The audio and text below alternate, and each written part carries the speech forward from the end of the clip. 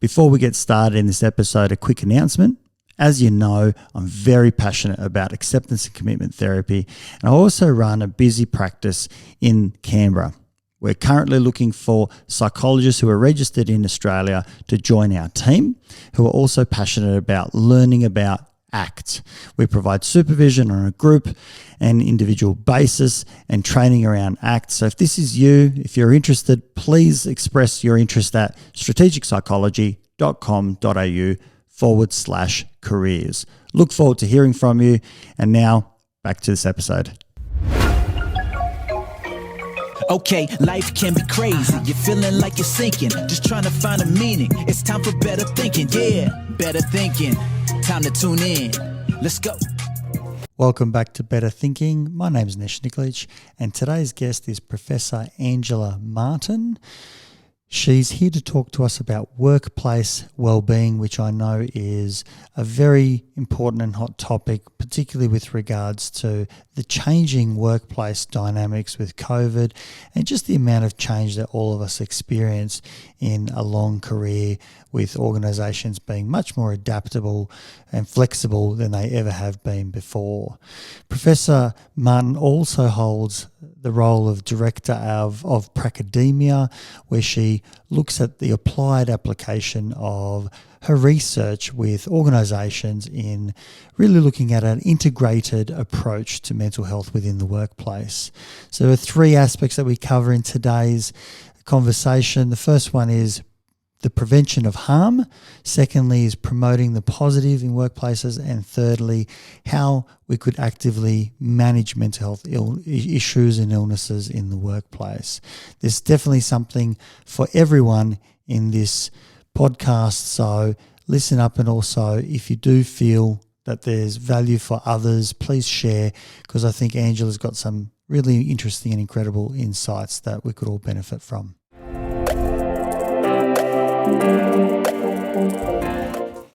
Angela, a big thank you for coming onto the show today. Oh, no problem, Nesh. It's nice to meet you. Look, I'm excited to talk to you about workplace well-being. It's something that I'm passionate about in my practice here in Canberra. I know that we spend way too much time at work, I think, anyway. But it's something that we all have to get used to. We don't have the luxury of doing 2 days, 3 days, or whatever it might be. So, with that in mind, I'm interested to find out about the research that you've done and obviously your experience in the space of well-being, but within the workplace, because I think we spend a large portion of our lives away from our family and friends, and more rather with our work colleagues, and hopefully we've got good friends there as well. But it's a real interesting topic for me, so really looking forward to today. Yeah, great. Thanks. I think everyone is increasingly interested in this topic. I think it's one of the things that's been building in prominence, really, in society for about the last 10 years. But just post-COVID, and, it's still going on for many people around the world, including our poor old Victorian friends. Just the issue of mental health and how it interacts with work, both in a positive and a negative way. So I've been working in this area for at least 10 years now. I started off my research career looking at how people adjust to organisational change in the workplace. But now it's kind of much more like just constant change. It used to be studying a change program or something that was being introduced in a sort of discrete way, and how that could be adopted more by employees without creating too much stress. But now the change is just constant. So I started to move into more the areas around some of the negative impacts of work on mental health, particularly conditions that are common and some of them that are increasing in prevalence. So things like depression and anxiety. So those sort of more clinical outcomes. But, I've always been really interested in also what we might call subclinical distress that can occur through things that happen to us at work and in our working lives. So I've gone quite broad in the last 5 years in particular, looking at what is known at the moment as an integrated approach to workplace mental health. And that's really looking at 3 things in particular. So these are the 3 areas that I talk to organisations about, and they're my areas of passion because I think all 3 are important. So the first one, and I guess the principal sort of area, is what we call prevent harm. And that's all of the stuff around having a safe workplace.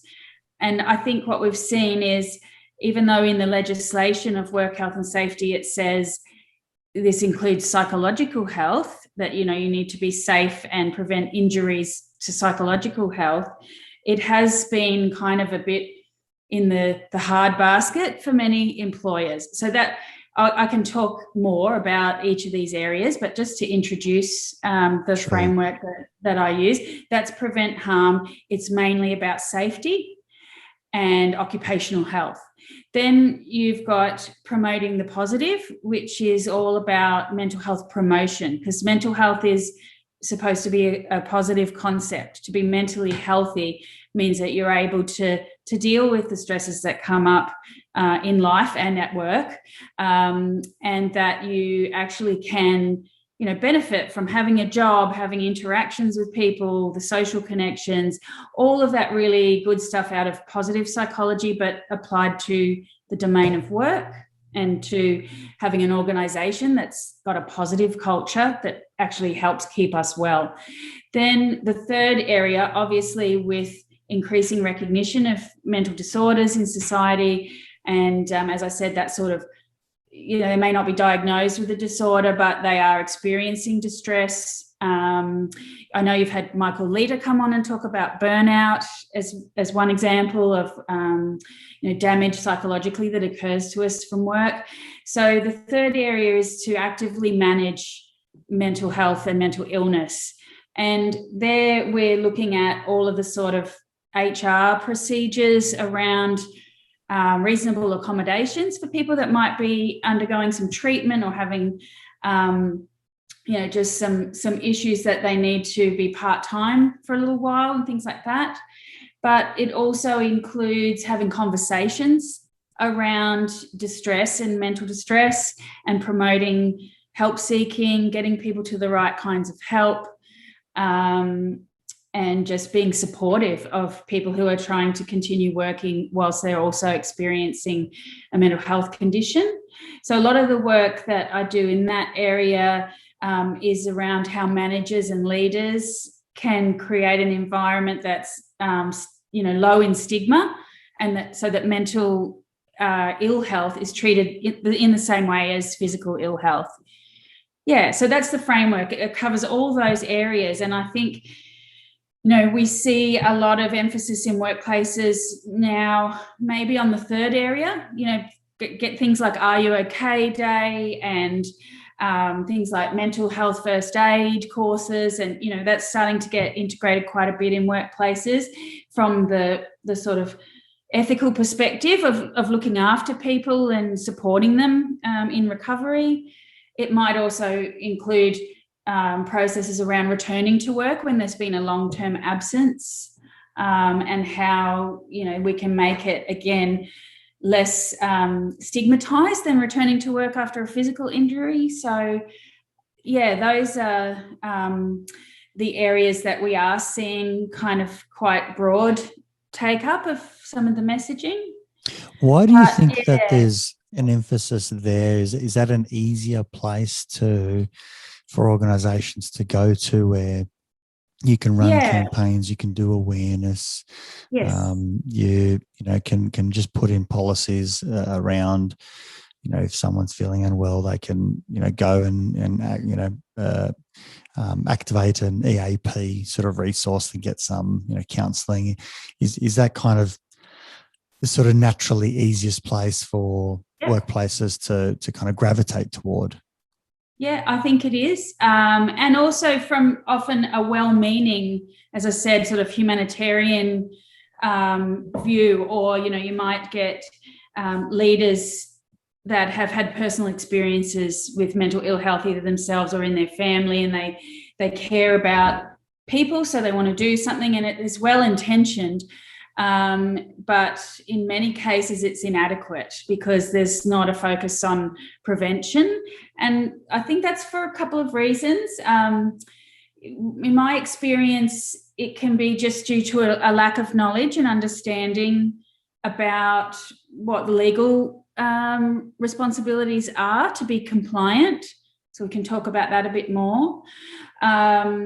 Sometimes it is that it's too hard because having to look at prevention, can require a particular effort because you need to do a bit of research, to find out what the main factors are for your staff, where you can mitigate those sort of risks or not. I've done a bit of work in first responders, so a police officer, for example, you can't eliminate the risk of violence or, the risk of seeing a potentially traumatic situation.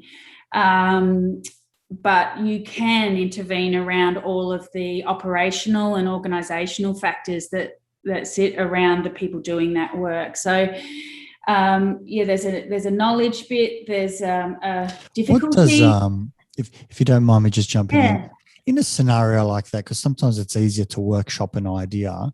What does it mean to having a safe workplace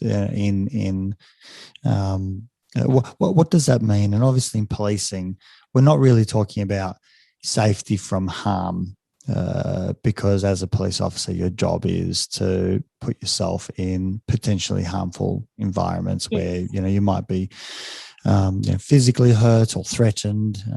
There's lots of sort of, challenges there. But what does it mean to be, in a safe workplace? How might that be shaped in the context of, a police force? Yep.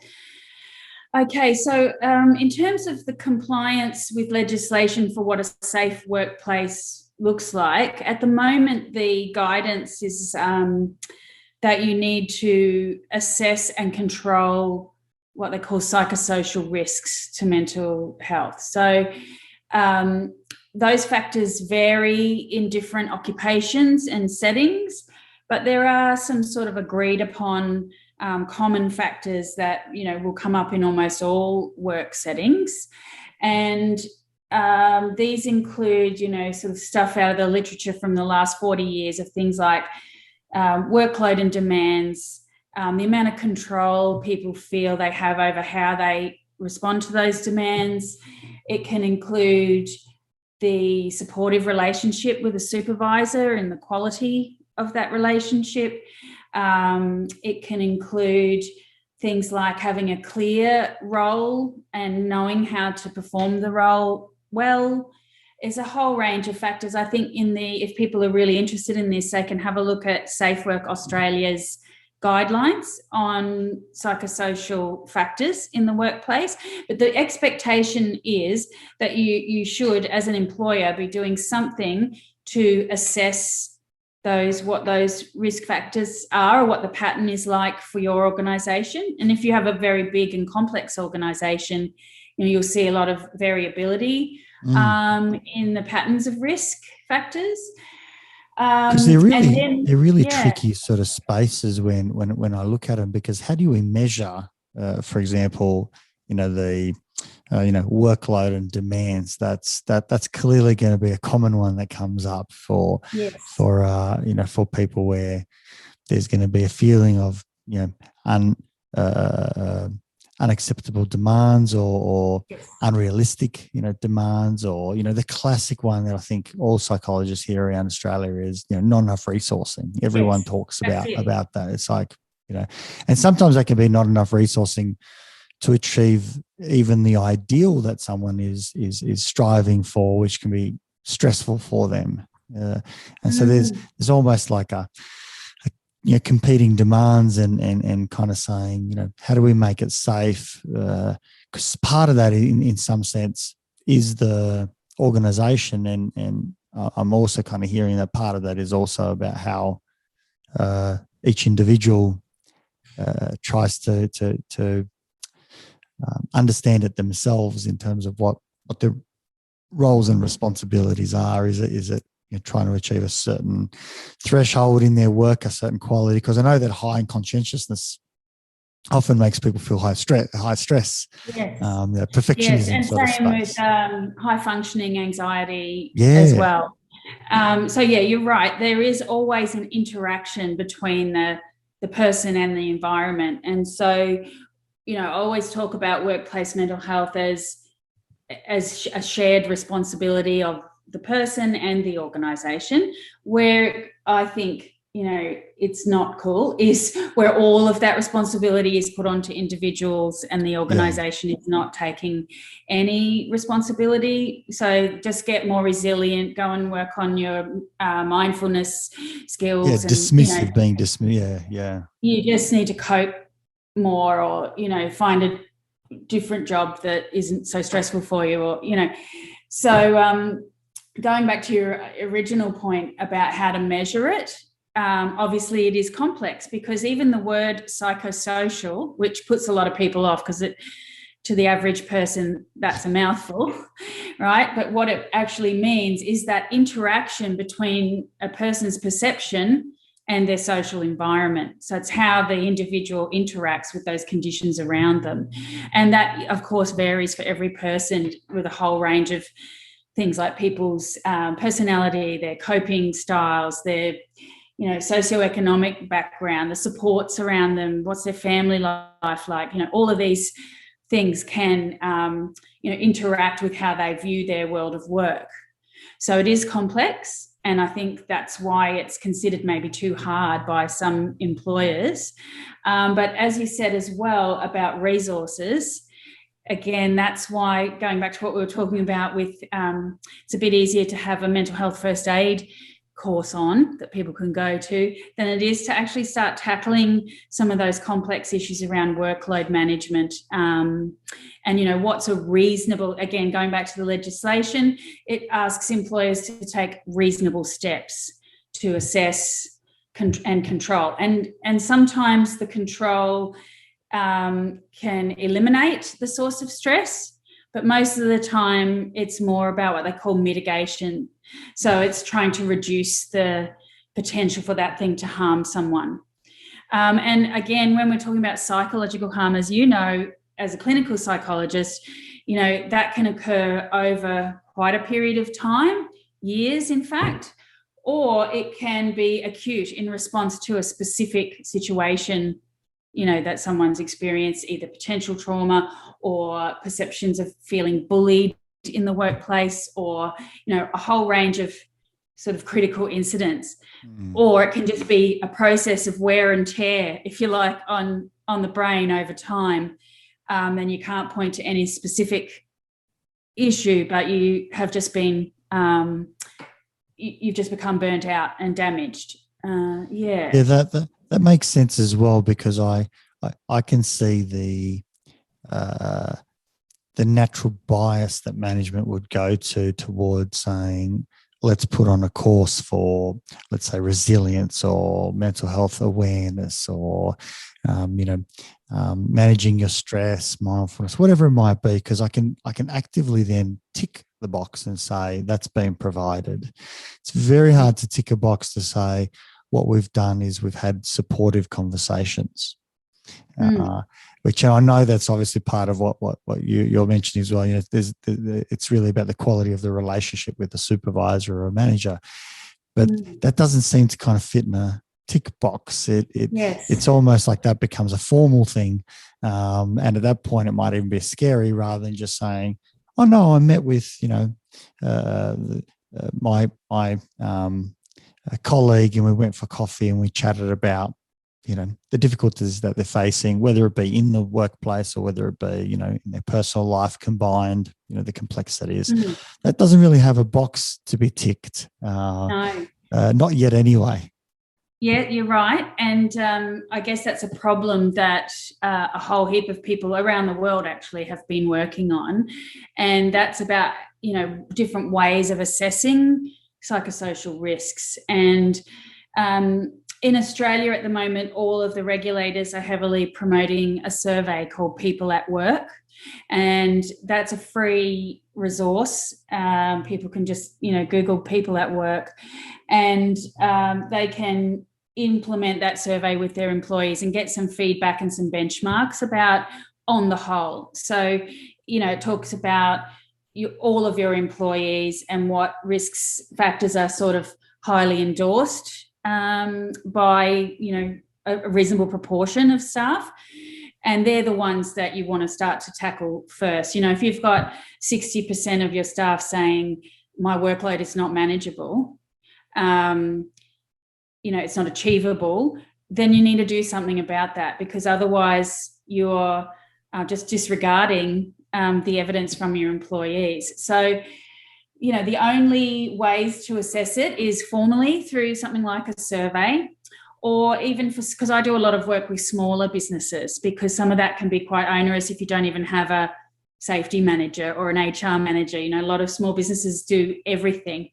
So you can informally have a culture and regular practices to try to determine what those risks that multiple employees are bringing up look like. So even in staff meetings, you can have a question every month that you're just asking people, so what's been stressing you out of late that's in the workplace domain that we might be able to do something about? Just even very simple practices like that then become a normal part of the culture. I have a colleague who always tells this example of working in this window frames company.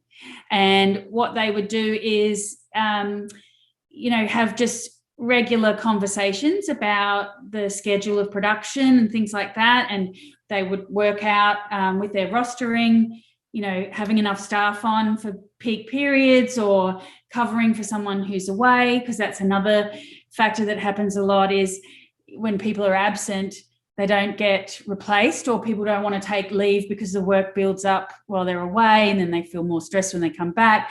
So they actually just worked on that one factor, which was production schedule, peaks and troughs, and, just figuring out amongst themselves how to better manage that.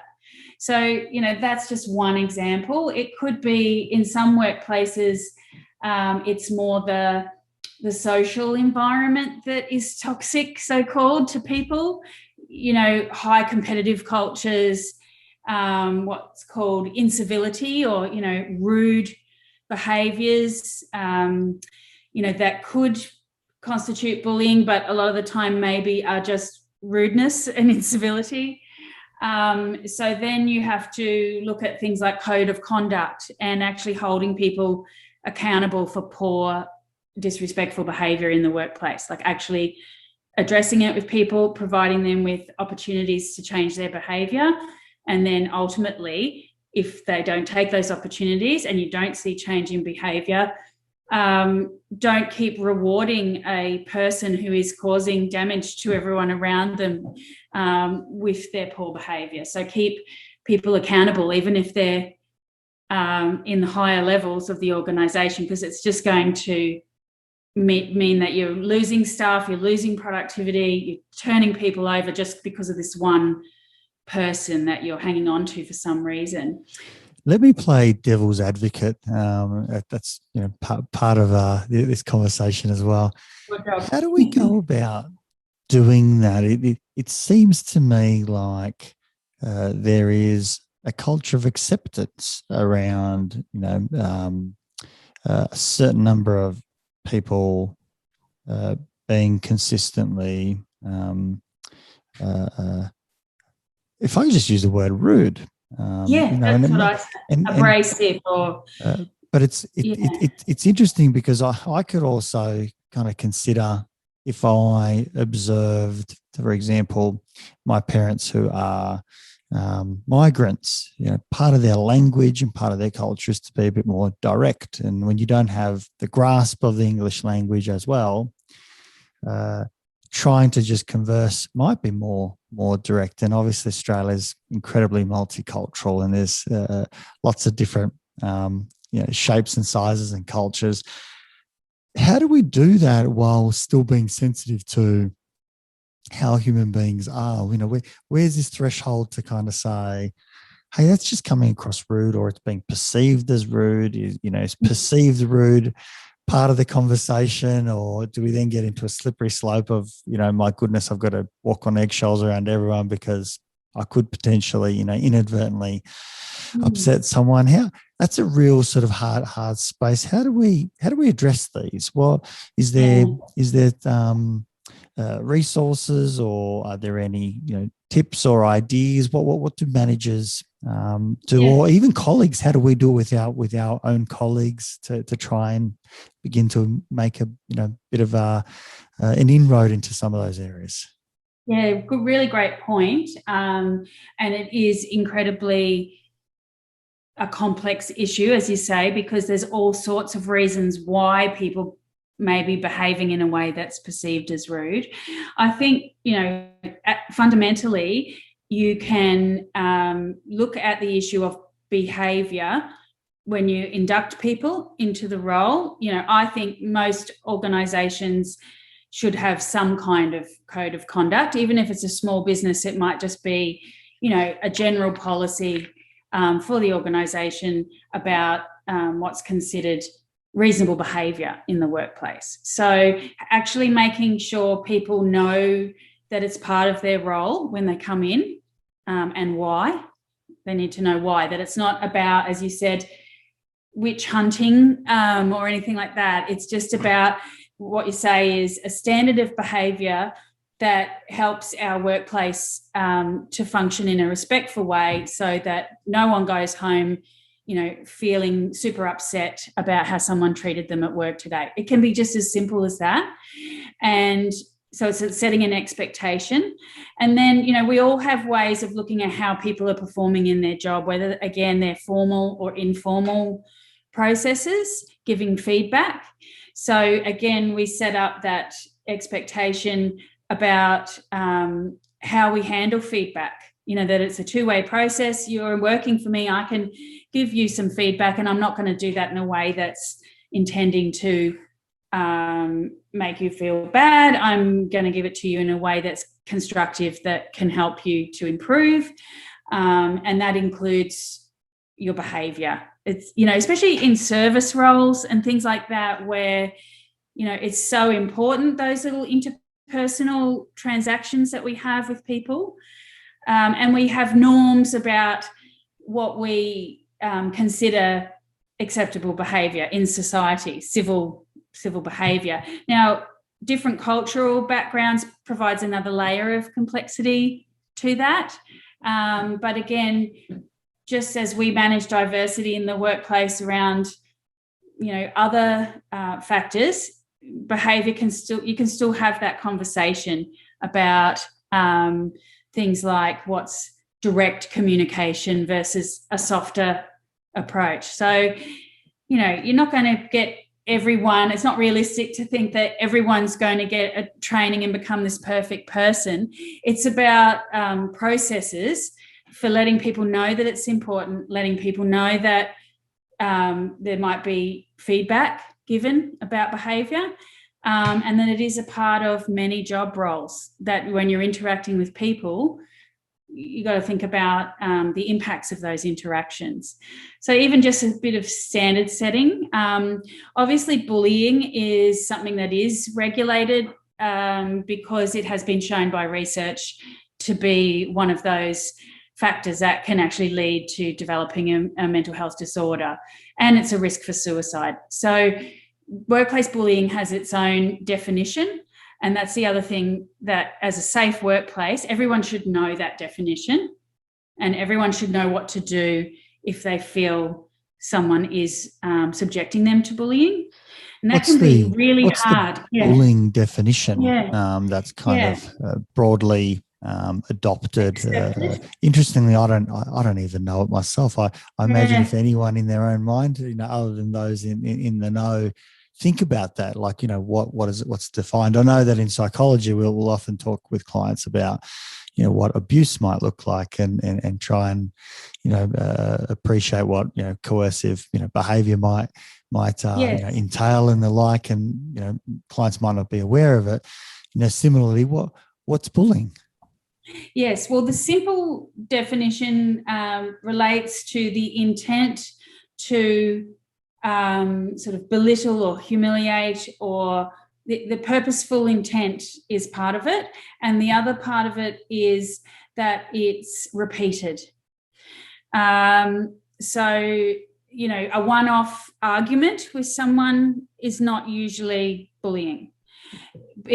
When it's a pattern that can be shown over time that includes different behaviours, you know, then you can probably establish some grounds for it. So there's actually this thing called the negative acts questionnaire that has 21 different types of behaviour that could be considered bullying. It's not, you know, definitive and diagnostic or anything like that, because actually it ends up becoming part of a workers' compensation process to determine if it occurred and, you know, if it is compensable as an injury. And that process is quite prescribed.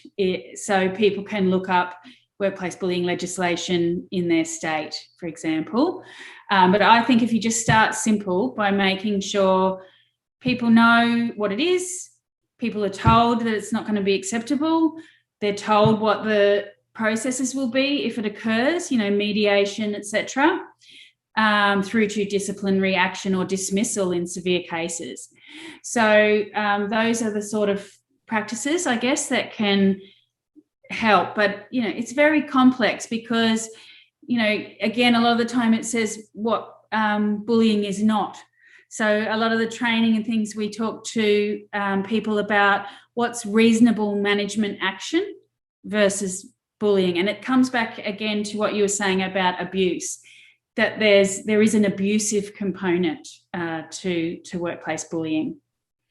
And for, you know, yeah, some personality disorder related stuff around, you know, manipulation, and people who have experienced it are quite likely to have those impacts that you would have from an abusive relationship, but it's just an abusive relationship in the workplace and not at home.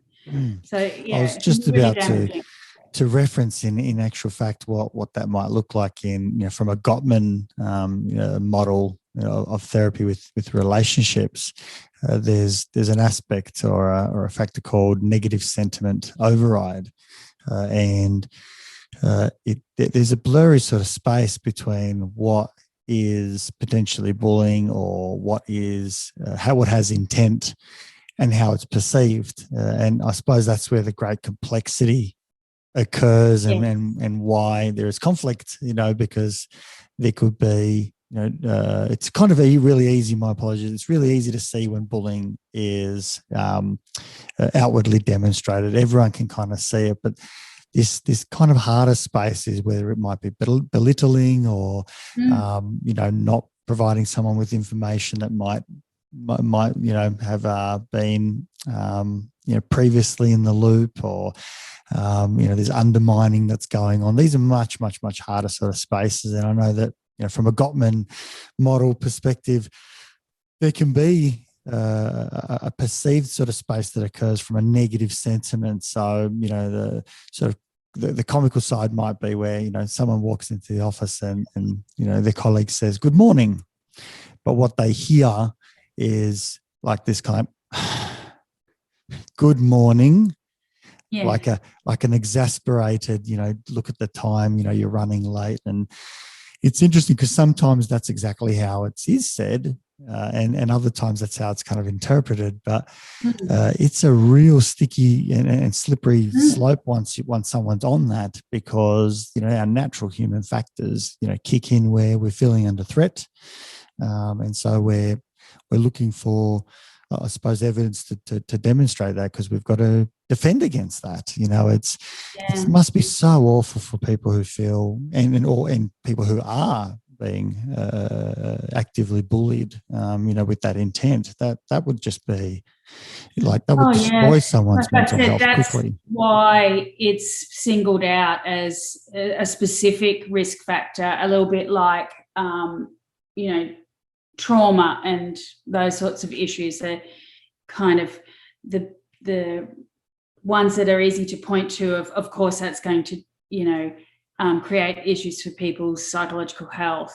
But interestingly, too, the Scandinavians who first started doing this work about bullying in their research, they called it mobbing, and they have a group element to it as well. So, it can be individual based, but sometimes there's a group element to it also that can make it very difficult for people to stand up or to put their hand negatively, and I'm feeling upset about this behaviour. If it's a group of people, you can imagine, and you're on the outer, you're ostracised or excluded. They're our basic human needs to feel belonging in a group of some type. So, there's that element as well that makes it more complex. You've got the power dynamics that, what if it's your supervisor that's being abusive? And if you're in a larger organisation, there should be a clear process for how you can get support with that particular situation. But, that makes it hard, right? If you're in an insecure job, you don't want to lose your income, this you is feel trapped, you feel stuck. Can be diabolical. Yeah. Yeah. So that's a really important one, and there's no easy answer to any of this. At the moment in the research, there's an effort into looking at what sort of interventions work to prevent bullying, but it's certainly not at the state where we would say, here's a clear evidence-based intervention to reduce or eliminate bullying. So at the moment, we've got a range of tools, but as I was talking about, I think expectations, accountability, those sorts of things, clear processes for when it happens. And, we've seen heaps on sexual harassment as another form of, psychological injury that can happen to people in their workplace. There's some specific issues there, but, similarly, it's about setting expectations, looking at, is there something in the culture that is failing to suppress those behaviours or actually encouraging them? Depending on the size of the organisation, there can be cultural aspects to those behaviours as well, through socialisation and what people see others getting away with and that kind of thing. So that's another one. Yeah, most people have at least a general awareness, and certainly probably more so in the larger organisations, about where they can go to, raise concerns or, report bullying. There's often formal, there's informal ways. My question is, what can someone do if we put those aside, which in theory are supposed to go out and manage and control, to moderate the bullying behaviour or the mobbing, so to speak. Mm-hmm. What can an individual do if they find themselves in that space where, despite their best efforts and they've gone to their various superiors for support or to report it, how do they best, I don't know if the right word is, survive or manage or live through or strengthen themselves during that time? What can an individual do? And I'm certainly not suggesting this is, for the individual to do, and that we need to just tolerate it. But there are situations where there are individuals who don't have means, and they have gone through all the different avenues for trying to make something stop. What can they do? Yeah, well, I think the first point that I want to make is that the first time a behaviour occurs is the best time to address it. So, a lot of times we just let things slide, until they get worse, and then you're a bit stuck. So if you are able to think about assertive communication to, have a conversation with somebody whose behaviour you found offensive or hurtful or disrespectful. And so sometimes people might need a bit of coaching on how to have that sort of difficult conversation of addressing somebody's behaviour.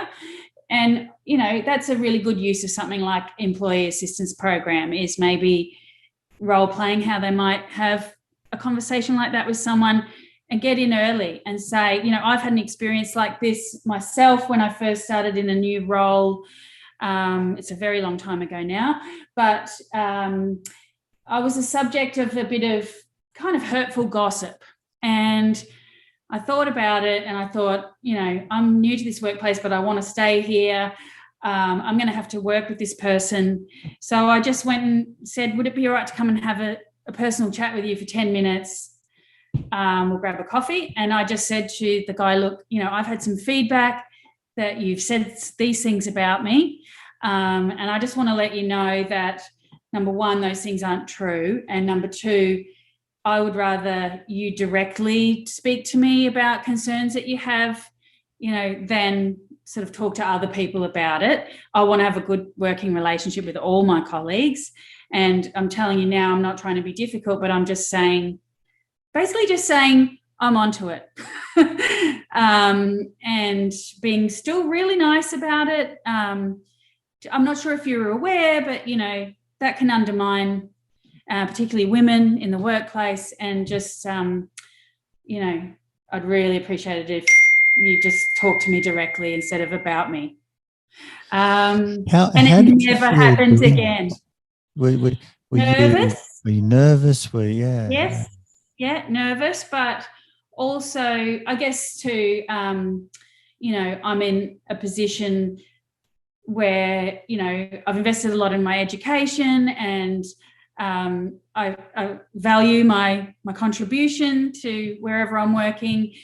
And so maybe, I'm a bit more empowered, and I've been trained in psychology and things like that. So, it's a bit easier for me than many other people. But I'm just giving that example just to show that get in early before, because sometimes bullies are looking for a target that they can impact, without getting any kickback. So firstly, that sort of stand up for yourself, but in a way, not in a retaliatory way that's going to also be disrespectful, because then you're just going to get into this not a healthy cycle. So that, I would say that if you can, address it early, but maybe it's been already going on for years and you've had no luck in resolving it. And, and sometimes, unfortunately, that's when people need to change their work environment. So, it's like staying in an abusive relationship, There comes a point where you've got to leave. Yeah, that's right. And some cases are like that, unfortunately. But everything in between, kind of getting in early and saying, I'm not going to be your target, or bystander stuff as well. Sometimes we as colleagues might see behaviour that we don't think is, respectful, healthy, safe for someone. And if we're a bit more empowered in that situation as a bystander, we can also step in to support that person, but still communicating to the person, we see this behaviour. We don't think it's in line with how human beings should interact with each other at work. It's not respectful. Stop doing it. And then sometimes you have to escalate. And that's what I was saying, is what's really frustrating is when someone's got an HR file 10 pages long where people have reported incidents about them, but the senior leaders won't take that person on and put them into performance management around their behaviour. So I think also leaders really have to step up on this, thinking about all of your employees doing a good job for you. It's not productive, even if you just think about it in a financial way and not a moral way, lost productivity from conflict, bullying, disrespect, harassment, all these things. There's a big financial cost to it. And there's a risk that you might end up in the papers in a legal case, damaging the brand of your company. The leaders really have to step up with this sort of zero tolerance kind of messages And sometimes it has to be making someone accountable and setting that example, because otherwise people know nothing really happens. You go and you complain, tell HR, and they get a note on their file and nothing happens. Sure. And that's, yeah. I like your approach, though, in terms of having a multiple prong approach where in the first instance and try to make it as soon as possible to the event of calling the behaviour out, not in a rude way, but rather kind of saying, I noted that and I want you to understand that I noted that and that's not acceptable. The language might be something a lot more gentle, though, like what you said, let's go get a coffee, when you made that comment, it made me feel like this. And, I don't want to feel like that in the workplace. I understand that might not have been your intent. We give caveats so that let people save face and we keep it nice and gentle. But, as we go, further down, we might have to be a little bit more direct and call it out and give more direct feedback to kind of say, you're on notice and this isn't okay. And this might escalate if bad behaviour continues. Obviously, stepping it up would be going through to HR or, senior leadership and the like. But I also love what you say is we can all hang on to idealism and kind of say, everything should work out that way and we've got processes that look after it. But the facts are that's not how life is. And there is a time where it's actually beneficial for people to say, I'm leaving, for my mental health, for my well-being, for, maybe for my family or for my lifestyle or, for my sleep, for my anxiety, whatever it might be that it's causing, that is, a really appropriate way to adapt, to rather than sitting there and, in theory, having to manage my own anxiety when, under those conditions, everyone's going to feel, stressed and awful and in a threat response. So I like what you said there. I think it's really powerful, really, really wise and powerful. Yeah. And obviously a lot of the work that you do as well for people out there maybe who have experienced this and haven't dealt with it and they know it's an issue, if you are able to access some clinical support, because processing what's happened to you and trying to reduce the harm, on your psychological health is also really important, especially if it has been going on for a period of time.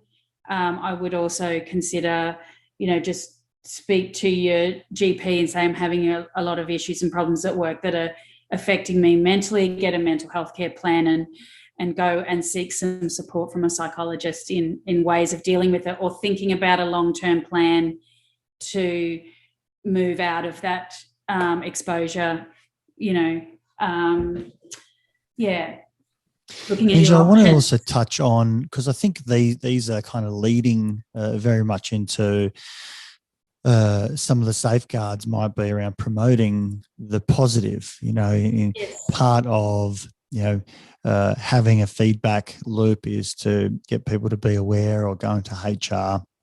There's the need for that conversation. And because sometimes a course might help people because they do go to, communication course and they do some reflection. They go, wow, I can do this better. And I, do want to be a better manager or colleague, whatever it might be, and they improve. But I'm interested to find out a little bit more about, what does this, positive sort of promotion of the positive mean? Because I'm a big advocate of work. It's probably my bias because I like to work and, I do lots of hours, but I think there's so many good things that come out of it and not even from a paid employment, from any volunteering or anything, having an objective or something to follow. How do workplaces do this, and individuals as well? How do we all do it? So I think at the sort of broadest level, it's about having a positive organisational culture and with values at the heart of the culture, and depending on what organisation and what its mission is, those values will be different. But a lot of people start at that organisational level of articulating the values positive values, that guide all of our behaviour in delivering our service or whatever it is. And probably the next level down is then thinking about your managers and your line managers, your supervisors, getting that concept about what I said earlier about a positive, supportive relationship with employees, not a master and servant relationship, but a genuine human relationship where there's mutual goals and objectives being pursued at the same time, and making sure the leaders and managers know those basics about what human needs are. So needs for affiliation, belonging, social connection, how important that is to have ways of managing diversity and inclusion, I guess what that's called broadly. But so that's part of it. And then it's to the work group level, your daily colleagues as well, thinking about how you support each other through difficult days at work or difficult tasks or projects. That whole concept of social support, like that's one of the biggest benefits to us of having a job and a workplace, is having an identity outside of our family or outside of what else we like to do when we're not working, and just to feel valued as a human being. I think they're just really fundamental. The other one is things around appreciation. And so, I talked about the fact of setting up expectations that you might get constructive feedback on your job performance, but what people often forget is to do the praise, the acknowledgement, the rewards, because one of the big theories in this area is the effort reward imbalance theory of depression, that people put in a lot of effort and don't get a lot of reward, and whether that's financial, social, feedback from clients, whatever that is, it's important to all of us to have a nice balance between our efforts and rewards. And sometimes people forget the reward side and the positive side and just only focus on efforts. So there's some quite simple things in that domain. There's also some stuff about what we've done some research on in our group is a concept called psychological capital. I don't know if you've heard of that before, but it's, we say there's financial capital that a business has to invest and make profit. There's social capital that's all about our networks and how we use those to meet our objectives. And psychological capital can be the property of an individual or a group, and it's how we respond to challenges. So it includes resilience, self-efficacy, and hope and optimism. And so we do some training to help people understand how those 4 factors can be used to manage challenges and to develop some people might call it mental fitness, So there is a place for resilience, but I hate it when that's the only thing on offer.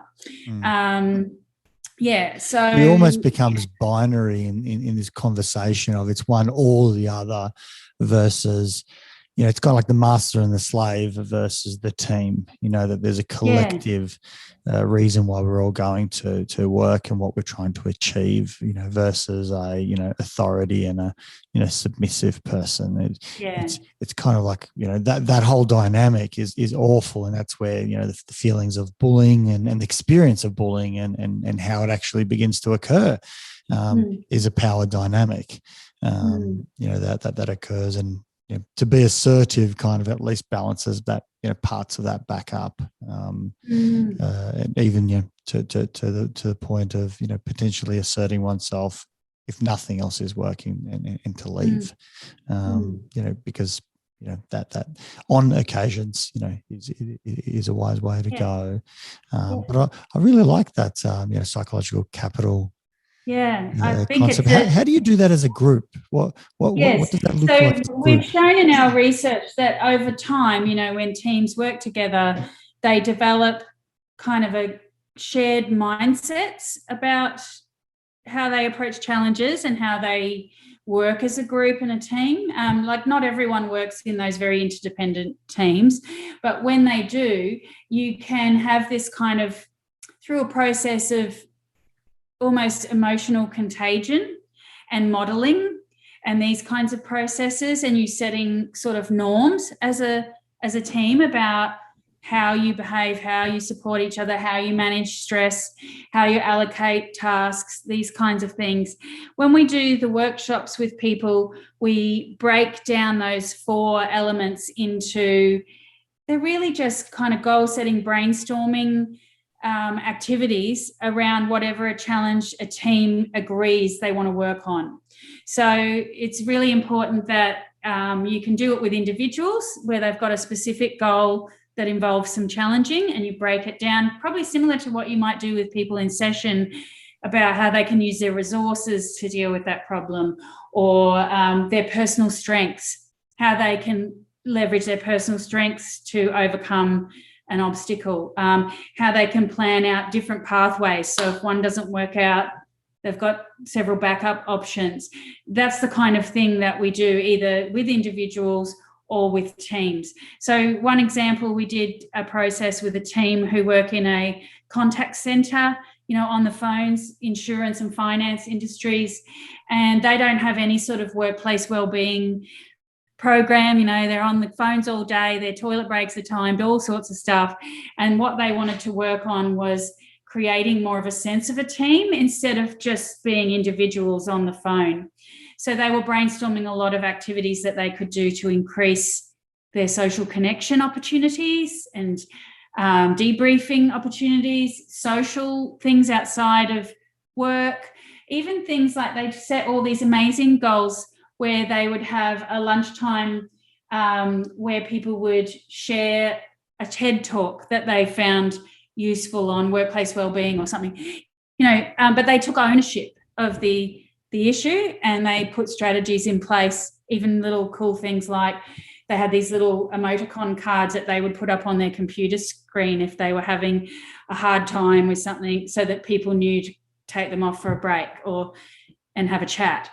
So some of these things, they don't cost money to do, but they take some time and some energy to work through. So that's one example of trying to create a team psychological capital that we can work on our daily well-being, even if we can't control the stuff of coming at us on the phones. We want to improve this experience of being a team at work. So that's one example. Angela, it's a fantastic example, and I think something that demonstrates when you get people together as a group, they often can figure out that sort of solution themselves. Yeah. I know that we've spent so much time, I suppose, in focusing on the research and your academic role. Can you tell us a little bit about your other role as director of Pracademia? And I'm assuming this is the sort of work that you do in that organisation. Yeah, so I founded that about 4 years ago, and more recently I've taken on a co-director who's a clinical psychologist, and we work in partnership with a network of people who are academically trained but who are really passionate about what we would call knowledge translation. So wanting to see more evidence-based practice in workplaces, particularly in this area, because there's a really big kind of commercial segment now in workplace mental health, and not all of it is evidence informed. So I felt really passionate about providing high quality consulting services to organisations that want to start to tackle any of these sort of issues that we've talked about. So that there's this ability to not just be an academic doing research, which, is of value to society in general, but I felt like a lot of what I knew from the research just wasn't being applied in any way in reality.